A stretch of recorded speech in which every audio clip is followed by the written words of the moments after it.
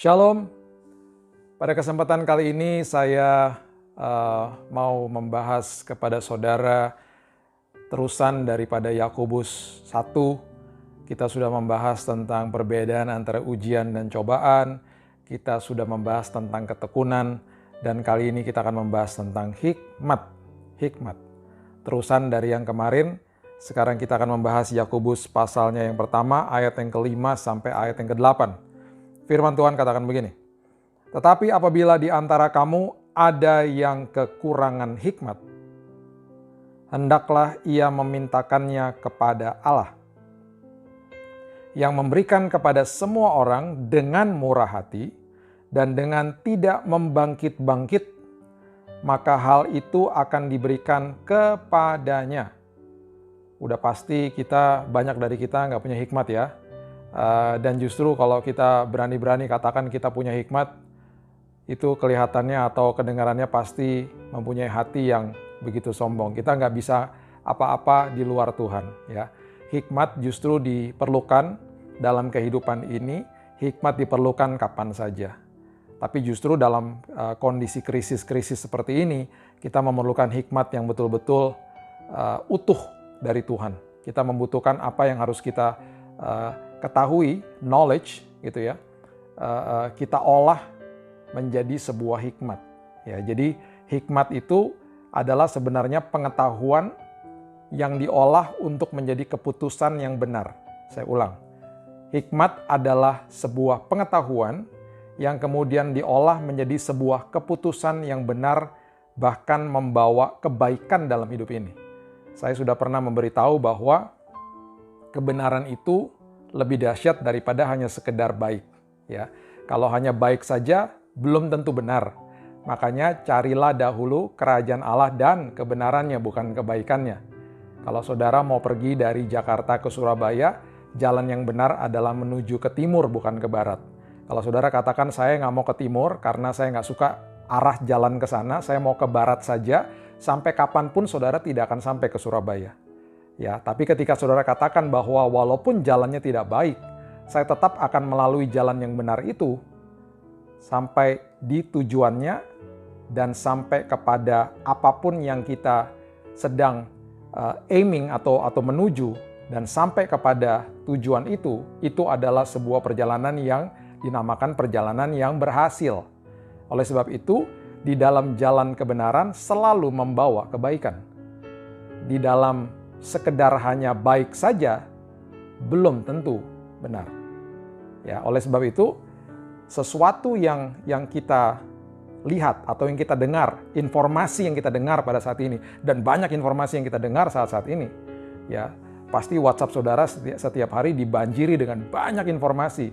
Belum lagi kalau saudara membuka televisi, melihat, menonton YouTube dan lain sebagainya, banyak syarat dengan informasi. Informasi tentang apa yang sedang terjadi, informasi yang berkaitan tentang firman Tuhan, tentang akhir zaman, wow, banyaknya luar biasa. Minta hikmat sama Tuhan, supaya pengetahuan itu bisa kita olah dan kita hasilkan sebuah keputusan yang benar. Bukan sekedar baik, tapi benar. Karena benar pasti membawa kebaikan. Sekali lagi, yang baik belum tentu membawa kebenaran. Ya. Nah, kemudian di ayat yang ke-6 dikatakan, hendaklah ia memintanya dalam iman. Memintanya dalam iman. Meminta dengan percaya kepada Tuhan. Dan sama sekali jangan bimbang. Sebab orang yang bimbang sama dengan gelombang laut yang diombang-ambingkan kian kemari oleh angin. Kian kemari oleh angin. Kenapa? Memang begitu. Ombak, saudara, tidak akan pernah berhenti. Yang namanya ketidakpercayaan, yang namanya bimbang, itu nggak ada habisnya. Nggak ada habisnya, seperti ombak makanya dikatakan. Dan seperti ombak itu ditiup angin ke kiri, ditiup angin ke kanan, ditiup angin ke depan, ke belakang, dan seterusnya. Kita bisa ngikutin, tiba-tiba ada yang ngasih tahu informasi ini kita ikutin, informasi itu kita ikutin, dan nggak ada habisnya. Akhirnya kita bingung sendiri, kita stres sendiri. Dan ini yang firman Tuhan katakan, jangan seperti itu. Karena yang namanya gelombang itu tidak ada habisnya, ya, dan selalu unstable, selalu nggak pernah stabil, selalu ditiup angin ke kanan ke kiri, dan selalu membawa sesuatu yang destruktif.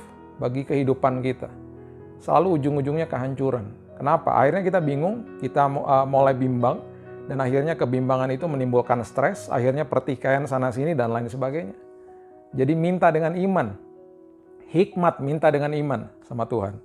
Ayat ke-7 dikatakan, orang yang demikian janganlah mengira bahwa ia akan menerima sesuatu dari Tuhan. Bukan sekedar hikmat saja, tapi yang lain pun Tuhan gak akan kasih. Kalau mintanya betul-betul tidak dengan iman. Kalau memintanya betul-betul bukan mengerti tentang kebenaran. Makanya doa orang benar besar kuasanya itu sebenarnya artinya doa orang benar yang mengerti kebenaran. Itu besar kuasanya. Karena banyak orang benar juga doanya ngawur. Dan banyak sekali pada saat ini justru seperti sebut-sebut mantra saja. Mazmur 91 dijadikan mantra, perjamuan dijadikan mantra. Bukan seperti itu, harus ada understanding, harus ada hikmat, harus ada hubungan sama Tuhan.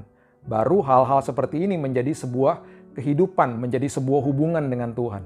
Ya, makanya firman Tuhan dengan jelas mengatakan kalau seperti itu, apa saja juga dimintanya tidak akan diterimanya. Bukan sekedar hanya hikmat saja, apa saja tidak akan diterimanya. Dan ayat yang ke-8 dikatakan, sebab orang yang mendua hati tidak akan tenang dalam hidupnya. Tidak akan tenang dalam hidupnya. Kita harus memilih, saudara, sekarang. Saya mau percaya kepada ketakutan, atau saya mau percaya kepada firman Tuhan, kebenaran. Ya, saya mau percaya kepada kebaikan, atau saya mau percaya kepada kebenaran. Beda juga, saudara. Belum tentu yang baik itu benar, tapi yang benar selalu membawa kebaikan. Jadi, saya mau ajak saudara dalam kesempatan kali ini untuk betul-betul minta hikmat sama Tuhan. Setiap hari, saudara. Bilang sama Tuhan, setiap hari kita butuh hikmat. Kita butuh hikmat yang baru setiap hari. Karena hikmat yang kemarin ada kemungkinan besar tidak akan applicable, tidak akan bisa diaplikasikan di hari ini.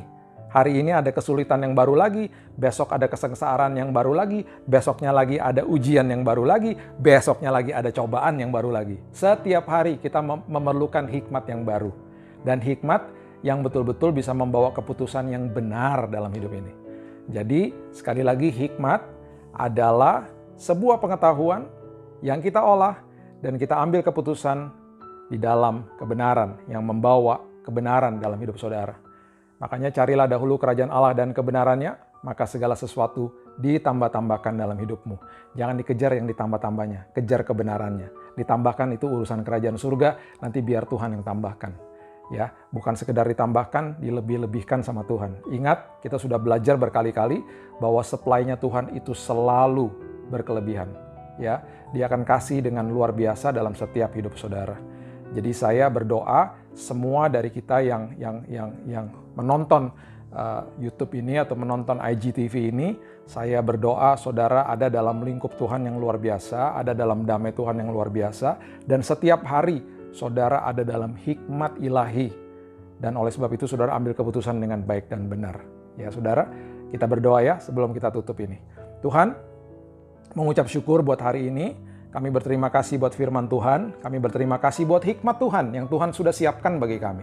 Oleh sebab itu Tuhan, kami minta dengan iman, supaya Engkau memulihkan hidup kami, Engkau memberikan hikmat ilahi itu setiap hari dalam hidup kami. Kami butuh hikmat Tuhan, kami nggak bisa mengambil keputusan sendiri, karena seringkali keputusan kami ini salah Tuhan. Dan kami seringkali berpikir bahwa itu baik, tapi belum tentu benar. Tapi kami mau mengambil keputusan yang benar, karena di dalam kebenaran pasti membawa kebaikan. Meteraikan firman singkat ini Tuhan, meteraikan renungan singkat ini dalam setiap hati kami, dan kami akan mengambil keputusan yang benar dalam hidup ini. Terima kasih Tuhan buat hikmat-Mu, dan kami tidak mau hati kami mendua, kami tidak mau bimbang seperti ombak yang terombang-ambing sana-sini, tapi kami mau kokoh di dalam firman Tuhan. Terima kasih Bapa, di dalam satu nama Yesus Kristus Tuhan kami sudah berdoa dan mengucap syukur. Kita sama-sama katakan, Amin. God bless you.